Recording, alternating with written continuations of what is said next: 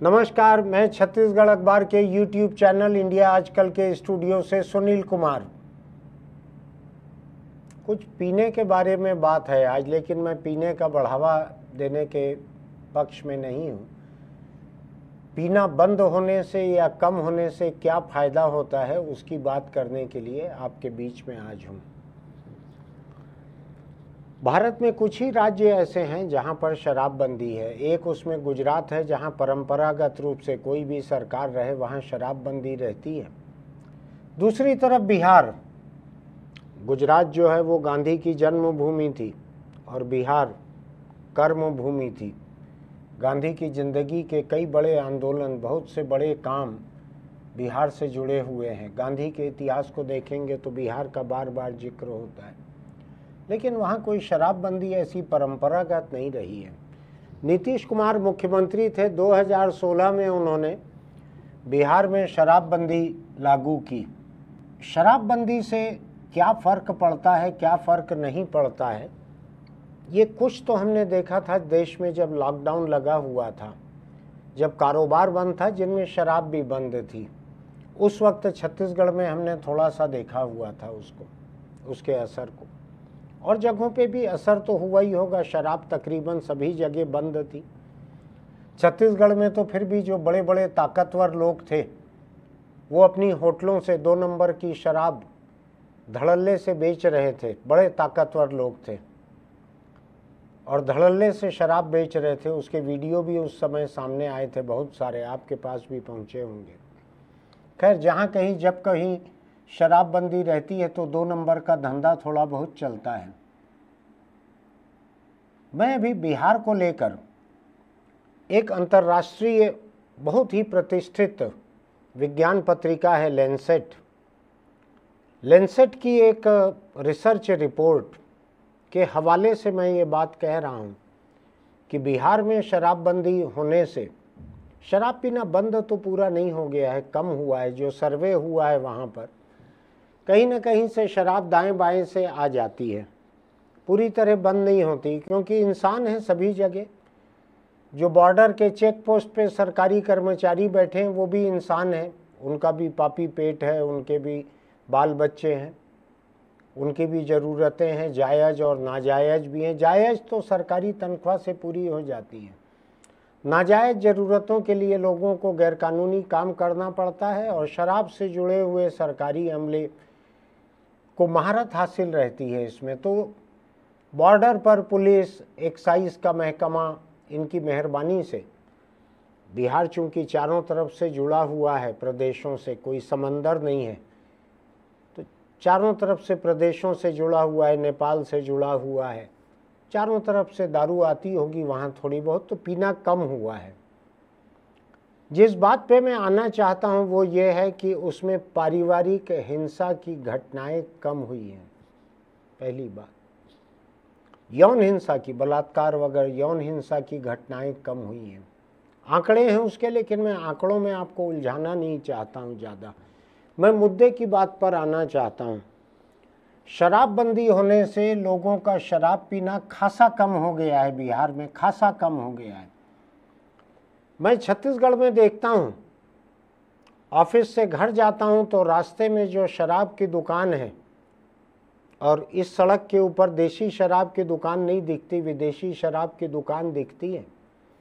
सैकड़ों लोग खड़े रहते हैं वहाँ पे, जबकि महंगी शराब की दुकान अलग बना दी गई है। जो देशी शराब की दुकानें हैं जहाँ गरीब ज़्यादा पीते हैं, अंग्रेज चले गए लेकिन अंग्रेजी शराब छोड़ गए हैं। हिंदुस्तानी सरकारें अभी तक अंग्रेजी शराब नाम का विकल्प नहीं ढूंढ पाई हैं।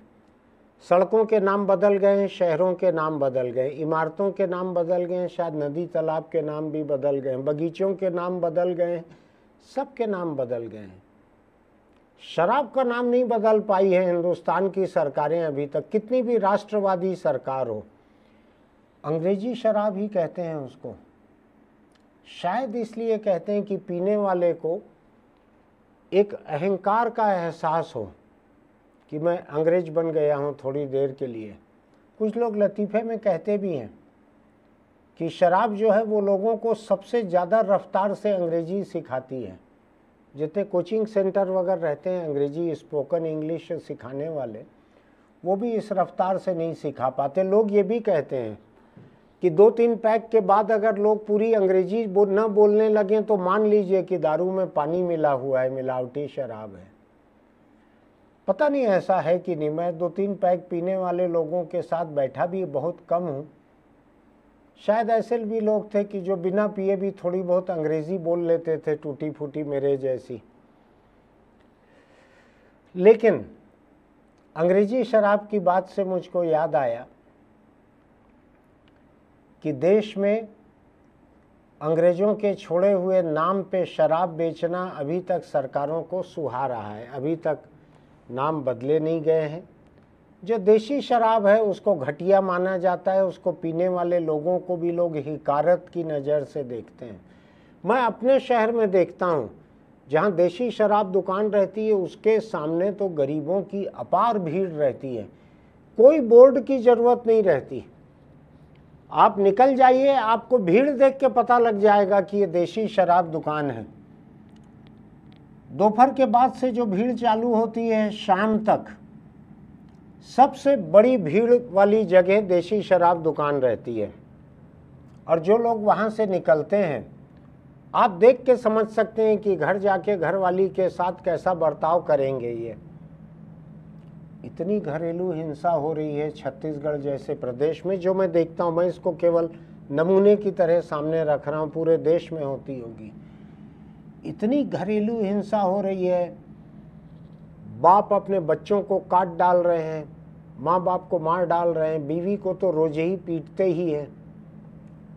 उसके किस्मत में पिटना ही लिखा हुआ है, तो उसको तकरीबन रोज ही पीट लेते हैं, दारू पी के आते हैं। तो शायद ये मलाल रहता है कि बीवी इतना काम नहीं करती, इतने घरों में बर्तन नहीं मांजती कि वो अंग्रेजी पी सके, देसी पीना पड़ता है उसको, या कम पी पाता है। शायद इसलिए भी पीट देते होंगे कि ये घर में पैसा भी मांगती है। अरे खुद बर्तन मांज के काम चला लो घर का, मैं जो काम कर रहा हूँ मुझको पीने तो चैन से पीने भी नहीं देती है, ये सोच के भी पीटते होंगे। इतनी हिंसा, इतनी हत्या, इतने बलात्कार हो रहे हैं दारू की वजह से कि मैं बतला नहीं सकता। कहीं आल औलाद दारू के लिए पैसे मांगते हुए माँ बाप को पीटती है तो माँ बाप सोई हुई या नशे में पड़ी हुई औलाद को काट के फेंक दे रहे हैं। यही हो रहा है, रोज हो रहा है। जिसको दूध पिलाया था, जिसको कंधे पे बिठाया था, वो लोग क्या कर रहे हैं? मार रहे हैं अपनी आल औलाद को, क्योंकि दारू पीने के लिए पैसा मांगते हुए रोज माँ बाप को मार रहे हैं वो। ऐसे में बिहार की ये खबर मुझको अच्छी लग रही है। The Lancet regional health south east Asia journal में प्रकाशित ये शोध और सर्वे का रिजल्ट है ये। इसमें आंकड़े बहुत सारे दिए हुए हैं कि दारू पीना कितना कम हो गया है। खत्म तो नहीं हुआ है, कम हो गया है कितना। पड़ोस के प्रदेशों में बढ़ गया है, यहाँ पर कम हो गया है। महिलाओं के खिलाफ हिंसा कम हो गई है, घरेलू हिंसा कम हो गई है। भावावेश में हिंसा जो होती है, उत्तेजना में जो कत्ल हो जाते हैं, दूसरे तरह की हिंसा होती है, वो भी घट गई है। जो रेप जैसे जो जुर्म होते हैं वो भी घट गए हैं।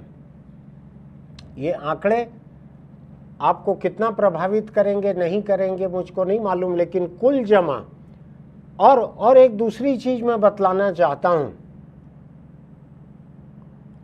18 लाख बिहारी जो हैं वो मोटापे का शिकार होने से बच गए हैं। होता यह है कि जब लोग दारू पीते हैं तो दारू के साथ कोई भी भजिया, नमकीन, कई तरह की फालतू की चीज़ें भी खाते हैं, चखना कहते हैं जिसको, खाते हैं कई तरह की चीज़ें।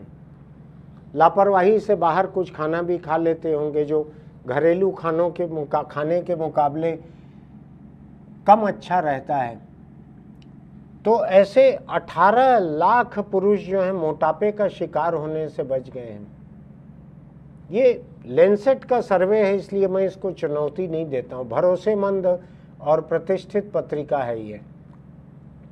अब सवाल यह है कि सेहत अगर इतनी अच्छी हो रही है और जितना दारू पीना कम हुआ है उतना पैसा बच भी रहा होगा, हो सकता है बच्चों के लिए दूध, अंडा, फल, सब्जी कुछ ले जाते हों दारू न पीने वाले लोग।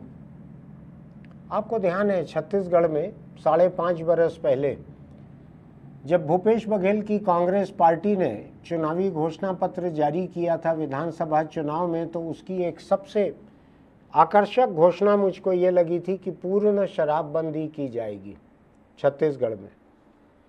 सरकार बनी तो लोगों ने कहा शराबबंदी करो, तो कहा गया हाँ भैया मैं कमेटी बनाते हैं।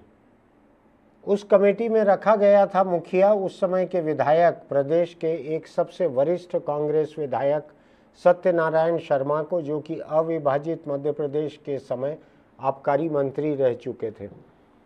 आबकारी मंत्री का काम तो दारू की बिक्री को बढ़ाना रहता है। उनको कमेटी में मुखिया बना दिया गया था दारूबंदी करने के लिए। लेकिन जिस तरह से उसने कुछ राज्यों में जाके दारूबंदी का अध्ययन किया, उससे समझ में आ गया था कि सरकार की नीयत शराबबंदी की है नहीं छत्तीसगढ़ में। भूपेश बघेल की सरकार ने 5 साल निकाल दिए लेकिन शराबबंदी नहीं की। लॉकडाउन का दौर ऐसा था, कोरोना का और लॉकडाउन का दौर ऐसा था, कई महीने घोषित तौर पर शराबबंदी रही। कारखानों में शराब बन नहीं रही थी, दुकानें बंद थीं, कुछ बड़ी बड़ी होटलों से शराब बिक रही थी 2 नंबर की महंगी शराब। लेकिन फिर भी मेरा मानना है कि 90% पीना घट गया होगा लॉकडाउन और कोरोना के उस दौर में। इतना लंबा दौर था, पूरे दुनिया के इतिहास में किसी भी सरकार को जिसकी नीयत हो शराबबंदी करने की, उसके लिए वो बहुत बड़ा दौर था। देख लिया था सरकार ने कि शराब न पीने से कोई मौत नहीं हुई है। अगर सरकार चाहती तो सर्वे भी करवा लेती। हिंसा कम हुई थी, घरेलू मारपीट कम हुई थी, बलात्कार भी कम हुए होंगे, ऐसा मेरा मानना है। तो अगर छत्तीसगढ़ की भूपेश बघेल सरकार चाहती उस समय, तो वो भी इस तरह का सर्वे यहाँ करवा सकती थी। ऐसे आंकड़ों पे लॉकडाउन का भी असर होगा, कोरोना का भी असर रहा होगा और शराबबंदी का भी असर रहा होगा, मिला जुला रहा होगा, लेकिन करवा सकती थी। ये तो जो पुलिस में जो मामले दर्ज होते हैं वो तो देखे जा सकते हैं कि उस दौर में कितने आए थे। नशे की हालत में किए गए जुर्म में कमी हुई थी कि नहीं, इसको तो लॉकडाउन से अलग भी देखा जा सकता था, लेकिन नहीं किया गया। यहाँ पे बिहार में अच्छा बुरा थोड़ा बहुत चोरी से दारू स्मगलिंग की पहुँचती होगी।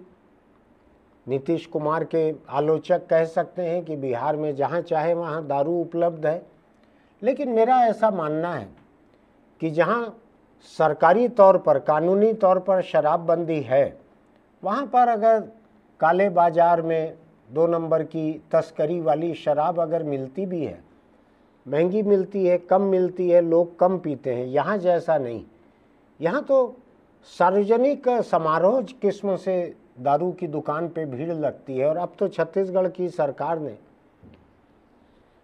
चखना और अहाता ये सब लीगल कर दिया है, इसकी नीलामी कर दी है, तो अब लोग इत्मीनान से बैठ कर पी सकते हैं। बड़ा महंगे महंगे रेट पे लोगों ने अहाते लिए हैं, ठेकेदारों ने टेंडर भर के। तो खैर मैं उसके ऊपर नहीं जा रहा हूँ, मैं तो इसके पक्ष में हूँ कि अगर आप शराब बेच रहे हैं, लोगों को शराब पीना है, तो वो घर जाके अपने बच्चों के सामने बुरी मिसाल बने। कहीं स्कूल के अहाते में, कहीं गार्डन में, कहीं तालाब के किनारे, कहीं सड़क किनारे शराब पिए। उससे अच्छा है कि एक कानूनी अहाता, एक शेड रहे जहाँ बैठ के वो पिएं। टैक्स दे रहे हैं जनता को, वहाँ बैठ के पिएं और अपने घर जाएं, ये होना चाहिए। तो मैं अहाते के खिलाफ नहीं हूँ, लेकिन अहाता रहने से जितना कानूनी शराब पीना हो पा रहा है बिहार में, ऐसा तो नहीं हो पाता होगा। वहाँ कम होगा शराब पीना। इस सर्वे के मुताबिक भी खपत कम है, पीने वाले कम हुए हैं, लोगों की सेहत सुधर गई है। मैं पूरे के पूरे नशे के खिलाफ नहीं हूँ मैं, लेकिन मैं शराब के बारे में देखता हूँ कि सरकारों को इतना पैसा टैक्स मिलता है, हजारों करोड़ रुपया छत्तीसगढ़ सरकार को शराब से टैक्स मिलता है।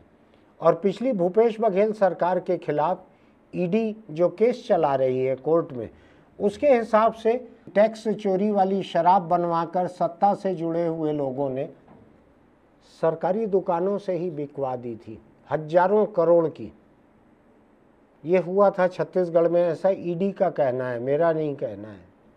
ईडी ने बहुत से सारी जानकारियां भी अदालत में सामने रखी हैं। अब सवाल ये उठता है कि क्या कोई सत्तारूढ़ पार्टी सिर्फ टैक्स पाने के लिए दारू का धंधा करती है? नहीं है ऐसा, सिर्फ टैक्स पाने के लिए नहीं किया जाता है। किसी भी प्रदेश में किसी भी पार्टी की सरकार रहे, अधिकतर प्रदेश कहता हूं मैं, तमाम प्रदेशों को नहीं कहता, हो सकता है कोई प्रदेश ईमानदार भी हो। अधिकतर प्रदेशों में सत्तारूढ़ पार्टी दारू के धंधे से उगाही और वसूली भी करती है। सब लोगों को अपने अपने प्रदेश के शराब व्यापारियों से, लोगों से पूछ लेना चाहिए, राजनीतिक लोगों से भी पूछ लेना चाहिए, अफसरों से पूछ लेना चाहिए। आपको पता लग जाएगा कि आपके प्रदेश की सरकार टैक्स कितना पा रही है और सत्तारूढ़ पार्टी या नेता उगाही कितनी कर रहे हैं। दरअसल ये उगाही वाला हिस्सा जो है ना, ये शराबबंदी कहीं भी नहीं होने देता। अधिकतर प्रदेशों की बात मैं कह रहा हूँ, सत्ता इतना पैसा कमाती है दारू के उगाही से, एक्सटॉर्शन से, इतना पैसा कमाती है, इतनी रिश्वत, इतना कमीशन लेती है सत्ता कि बंद करने की नीयत नहीं रहती। आप पूछेंगे बंद क्यों नहीं कर रहे हैं, तो कहेंगे पार्टी कैसे चलेगी, चुनाव कैसे लड़ेंगे। प्रदेश तो चल जाएगा। प्रदेश तो, किसी प्रदेश में अगर 24 लाख लोग पीने वाले कम हुए हैं, 18 लाख लोग जो हैं मोटापे का शिकार होने से बच गए हैं, तरह तरह की और बीमारियों से बच गए हैं, तो ये बात तो तय है कि समाज की और सरकार की कई तरह की बचत हो रही है। सरकारी अस्पतालों पर भी शराबी मरीजों का बोझ घटेगा, तो बचत तो होगी सरकार की, टैक्स नहीं मिलेगा लेकिन समाज की बचत होगी। बच्चों में कुपोषण घटेगा, परिवार में सुख बढ़ेगा, परिवारों की आर्थिक स्थिति सुधरेगी अगर दारूबंदी होगी तो। मेरी बात हो सकता है सत्तारूढ़ पार्टियों को पूरे देश में खराब लगे कि ये तो कमाई को बंद करने की बात कह रहा है, जो है, लेकिन वो कह रहा हूँ मैं। अभी तो बिहार में नीतीश कुमार जो हैं मुख्यमंत्री, ये वहाँ पर भाजपा के साथ भागीदार हो गए हैं। उनकी पार्टनरशिप फर्म जो है हर 2-4-5 साल में पार्टनर चेंज करते रहती है। कानून में छूट है पार्टनरशिप फर्म को, कभी भी पार्टनर आप बदल दो, तो नीतीश बदलते रहते हैं। तो पहले वहाँ कांग्रेस और आरजेडी उनके साथ पार्टनर थी, उस समय भी दारूबंदी थी। आज बीजेपी है तो भी दारूबंदी है। इन पार्टियों की जहाँ जहाँ सरकारें होंगी, ये पार्टियाँ खुद देखें कि बिहार का तजुर्बा तो इन सब पार्टियों के सामने है कि बाकी देश में शराबबंदी करना है कि नहीं। दूसरी तरफ मैं ये देखता हूँ कि क्या जो सामाजिक लागत आ रही है शराब की, और जो परोक्ष आर्थिक लागत आ रही है, बीमारी, परिवार की उत्पादकता घटना, आदमी दारू पिए हुए पड़े रहते हैं, काम पे नहीं जाते, काम पे जाते हैं तो हाथ कांपते हैं, काम नहीं कर पाते। कई जगह लोग रखना नहीं चाहते शराबी लोगों को तनख्वाह की नौकरी पे, कई लोग काम देना नहीं चाहते। आपके पास ही अगर कार होगी और आपको ड्राइवर की ज़रूरत है, तो जो काम मांगने आएंगे अगर मुंह से शराब की बदबू आती है, आप थोड़ी रखेंगे उनको ड्राइवर। तो ये लागत बहुत बड़ी है शराब की, सेहत के ऊपर बड़ी है, पारिवारिक सुख चैन पे बढ़ी है। और देखिए आप, जितनी पारिवारिक हिंसा हो रही है, यौन हिंसा हो रही है, लड़ाई झगड़े हो रहे हैं, कुल जमा तो प्रदेश की पुलिस के ऊपर और अदालतों के ऊपर इसका बोझ आता है। तो ये शराब की लागत बहुत बड़ी है। अगर टैक्स मिलना कम हो जाएगा तो वो बहुत बड़ा नुकसान नहीं होगा, ऐसा मेरा मानना है। जिस प्रदेश में शराब से जितना टैक्स मिलता है उससे ज़्यादा सरकार पे बोझ बढ़ता है सामाजिक लागत बढ़ने से। जीडीपी घटता है उस प्रदेश का, जितना ज़्यादा दरुआ लोग रहते हैं वहाँ पर। सरकार के ऊपर है वो करे कि ना करे। मुझको ऐसा लगता है कोई भी सरकार शराबबंदी से इसलिए हिचकती है कि सत्तारूढ़ पार्टी, सत्तारूढ़ लोगों को जो बंधा बंधाया, जो कमीशन मिलता है, रिश्वत मिलती है, वो ख़त्म ना हो जाए। बहुत बड़ी है वो, आप अंदाज नहीं लगा सकते, इतनी बड़ी कमाई रहती है। आप अपने अपने प्रदेशों में पूछिएगा सत्तारूढ़ पार्टी के लोगों से, आप क्यों नहीं करते हैं बंद इसको, शराब को। चलिए, ये तो शराब के बारे में हो गया। बिहार में जो इसका सकारात्मक परिवर्तन दिख रहा है उसकी बात मैंने कर ली। छत्तीसगढ़ में मैं जो देख रहा हूँ, रोज़ हिंसा हो रही है, रोज़ पारिवारिक हिंसा हो रही है। नशे में, नशे के लिए सड़क पे लोग किसी से पैसा मांग रहे हैं, दारू पीने के लिए पैसा नहीं मिला, चाकू घोंप दे रहे हैं। ये लागत किसके ऊपर जाएगी? जिस आदमी की अतड़ियाँ कट गई हैं वो लागत कौन उठाएगा उसकी?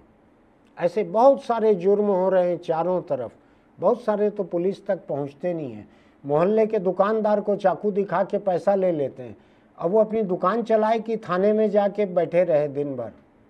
तो कई मामले पुलिस तक नहीं पहुंचते हैं, नुकसान बहुत बड़ा हो रहा है। मैं लगे हाथों जुर्म के साथ साथ एक दूसरी बात कहना चाहता हूं, जिसमें दारू की वजह से खून खराबा होता है। आपको मालूम है सड़कों पे जो रोज़ खून बिखरता है, गाड़ियों की टक्कर होती है, उनमें से बहुत सारे मामलों में कोई ना कोई एक पक्ष नशे में भी रहता है। लोग दारू पी लेते हैं, दारू पी के गाड़ी चलाते रहते हैं, नशे में टक्कर मारते हैं, बेकसूर लोग, बिना पिए हुए लोग भी मारे जाते हैं। अगर दारू बंद होगी, अगर दारू जैसा नशा कम होगा, बंद होगा, तो उससे एक्सीडेंट भी घटेंगे, ऐसा मेरा मानना है। अभी मुझको लेंसेट के इस सर्वे में, स्टडी में बिहार में एक्सीडेंट में कमी देखने नहीं मिली है। मैंने पूरा का पूरा सर्वे अभी पढ़ा नहीं है इसका, लेकिन सड़क दुर्घटनाओं में कमी होगी अगर दारू बंद होगी तो, पहली बात। दूसरी बात, देश में अपने आप को सबसे ईमानदार, जो सत्यवादी हरिश्चंद्र, याद है ना आपको, एक कहानी है, सत्यवादी हरिश्चंद्र जो थे, उनके बाद में अपने आप को सबसे बड़ा ईमानदार साबित करने वाले दिल्ली के मुख्यमंत्री अरविंद केजरीवाल दारू की वजह से कहाँ जाके पड़े हैं देखिए। जेल पहुंच गए, उनके मंत्री जेल पहुंच गए, जमानत के लिए गिड़गिड़ा रहे हैं। दारू के धंधे की वजह से ही हुआ है ये सब।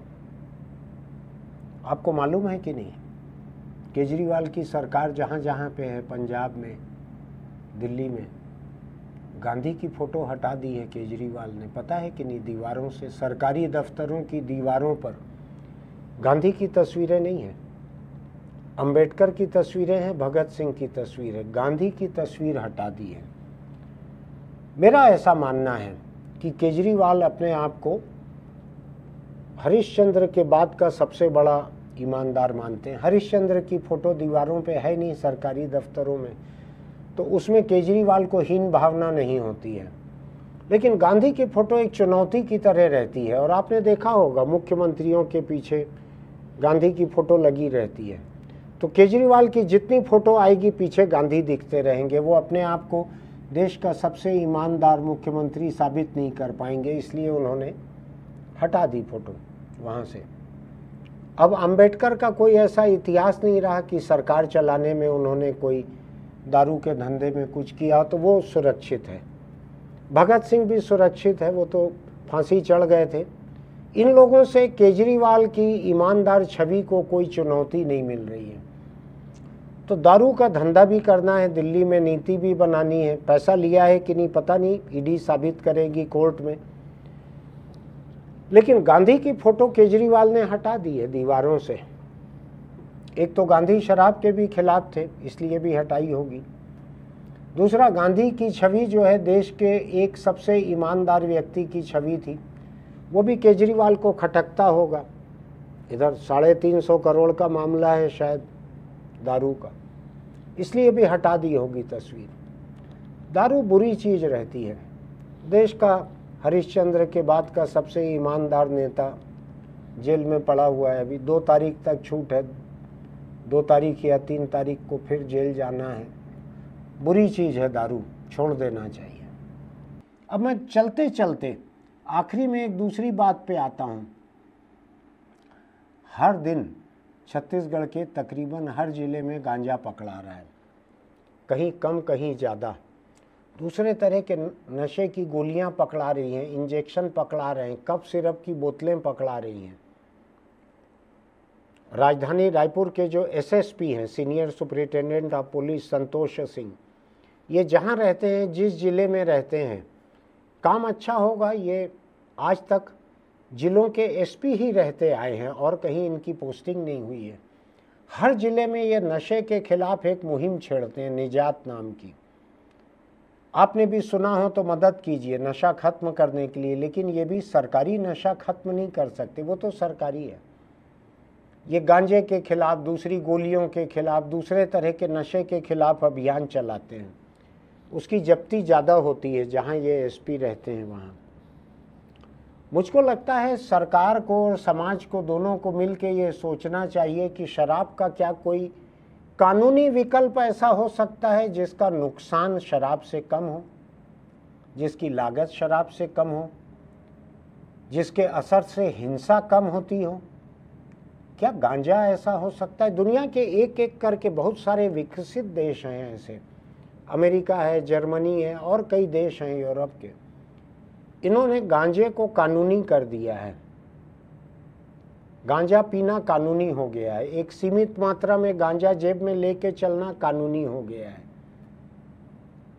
हिंदुस्तान जो है ये तो हिंदू धर्म से जुड़ा हुआ देश है, बड़ी आबादी हिंदू आबादी है, और हिंदुओं के एक तबके के बीच में मंदिरों में बैठे हुए साधु, कुंभ में बैठे हुए साधु, सड़क किनारे बैठे हुए साधु गांजा पीते दिखते हैं।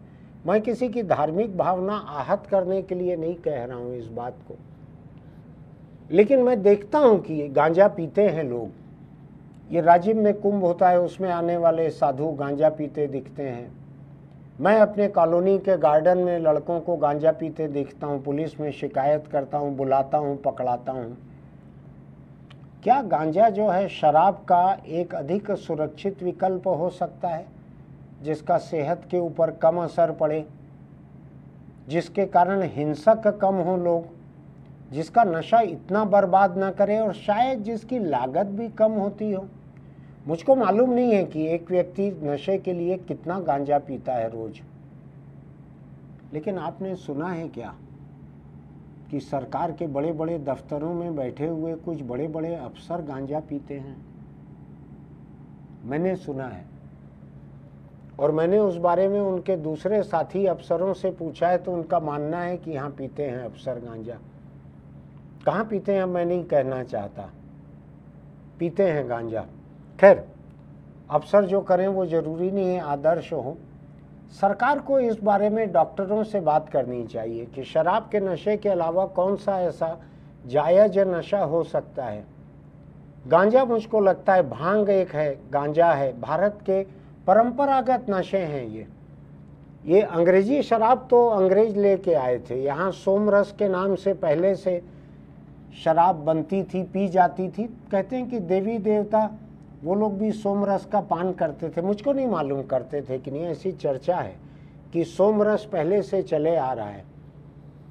हो सकता है देवियों को उस समय इजाज़त ना रही हो, देवताओं को रही हो। मैं किसी की धार्मिक भावना को आहत करना नहीं चाहता हूं, लेकिन ये चर्चा है कि सोमरस का पान होता था। क्या जो साधुओं के बीच, लोगों के बीच गांजे का जो चलन है हिंदुस्तान में, क्या वो गांजा जो है एक अपेक्षाकृत निरापद, जो तुलना में कम नुकसानदेह हो, कम खर्चीला हो, कम हिंसक बनाता हो, क्या ऐसे किसी दूसरे नशे पर विचार करने की ज़रूरत है? क्या राज्य सरकार के अधिकार क्षेत्र में ऐसा आता है, आ सकता है? अगर नहीं भी आता है तो राज्य सरकार क्या ऐसा कोई अध्ययन करवा सकती हैं अपने अपने स्तर पर क्या केंद्र सरकार से इस बारे में बात हो सकती है? क्या विधानसभाओं में और संसद में इस पर चर्चा हो सकती है? क्योंकि दारू का नुकसान तो बहुत देख रहा हूं मैं, दिल हिल जाता है। इतने क्राइम रोज हो रहे हैं दारू की वजह से। और अगर दारू के बिना बिहार बेहतर जगह हो गया है, यौन अपराध गिर गए हैं, पारिवारिक हिंसा गिर गई है, लोगों की सेहत सुधर गई है, पैसा भी बच रहा होगा। बाकी प्रदेशों को इसके बारे में सोचना चाहिए, मेडिकल साइंस को भी सोचना चाहिए। दुनिया के कई विकसित देशों ने बड़े लंबे चौड़े साइंटिफिक रिसर्च के बाद गांजे को कानूनी दर्जा दिया है। भारत में तो ये परंपरागत नशा रहा है, एक किस्म से इसको धार्मिक मान्यता भी प्राप्त है। जो मंदिर के जो चबूतरे रहते हैं वहाँ बैठ के अगर लोग गांजा पीते हैं तो कोई उनको मारते नहीं, कोई भगाते नहीं है।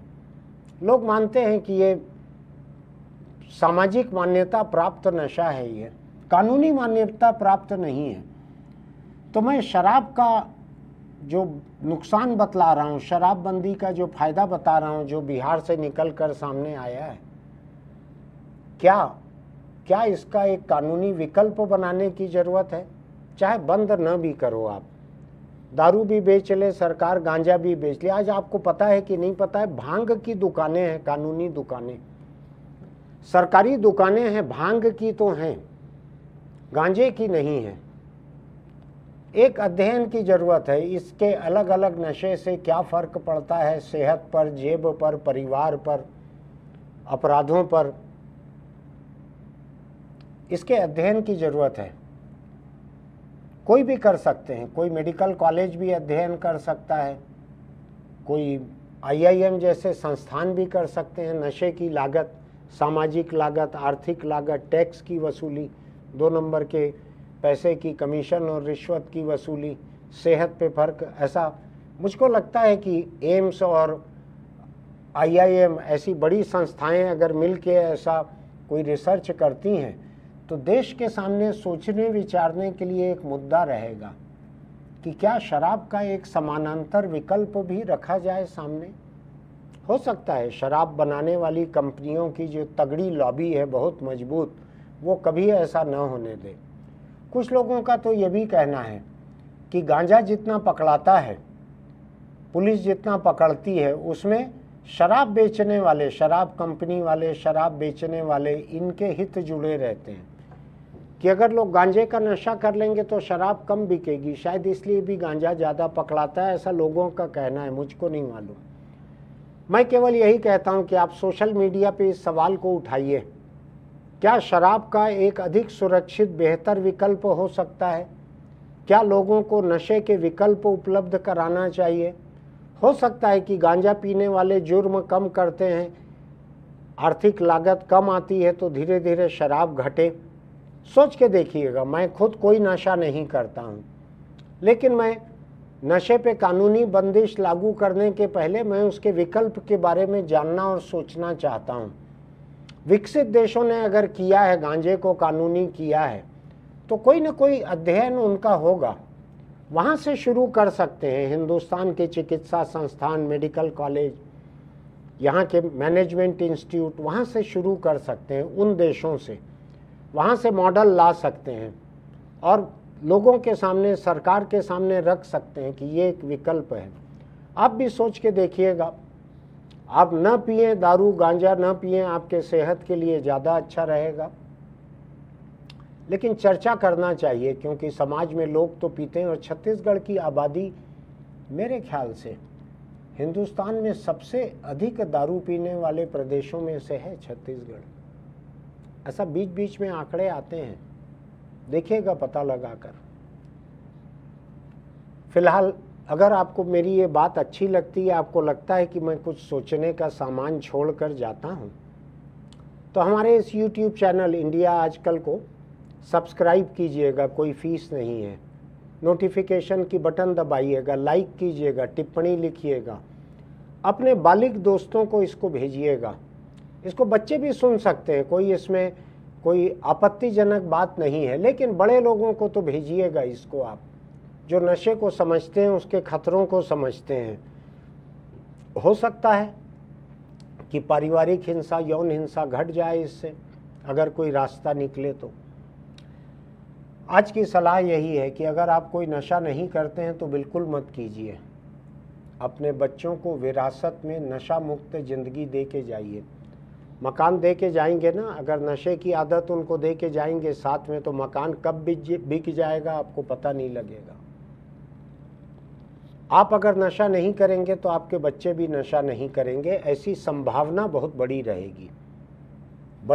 और आप अगर नशा करते हैं तो मान के चलिए कि आपकी अगली पीढ़ी जो है वो नशे में आ सकती है। इसलिए आज की मेरी छोटी सी सलाह ये है, नशा करते हैं तो छोड़ दीजिए, नहीं करते हैं तो अपने आप को दूर रखिए। अपने आसपास के लोगों को नशे के खिलाफ समझाइए, उसके नुकसान समझाइए, अखबारी कतरन दिखाइए उनको कि नशे की हालत में रोज़ कितने जुर्म हो रहे हैं, लोगों को बताइए, डांटिए, समझाइए प्यार से। फिर मिलेंगे।